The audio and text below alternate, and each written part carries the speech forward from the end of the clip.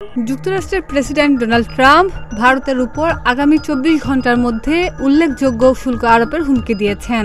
স্থানীয় সময় মঙ্গলবার সংবাদ মাধ্যম সিএনবিসি নিউজকে দেওয়া সাক্ষাৎকারে তিনি এ হুমকি দেন। তিনি বলেন, আগামী ২৪ ঘন্টার মধ্যে ভারতের উপর আরও শুল্ক চাপাতে চলেছি।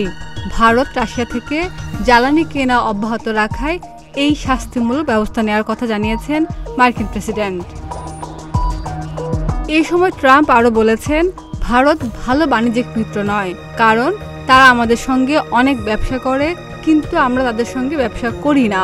এ কারণে আমরা তাদের উপর ২৫% শুল্ক আরোপ করেছি। তবে আমি মনে করি আগামী ২৪ ঘন্টার মধ্যে আমি এটি উল্লেখযোগ্যভাবে বৃদ্ধি করব, কারণ তারা রাশিয়ার তেল কিনছে। এদিকে ভারতের পররাষ্ট্র মন্ত্রণালয় ট্রাম্পের হুমকির মুখে জানিয়েছেন, তাদের নিজেদের জাতীয় স্বার্থ রক্ষায় প্রয়োজনীয় পদক্ষেপ নেবে। ডেস্ক রিপোর্ট, প্রতিদিনের বাংলাদেশ।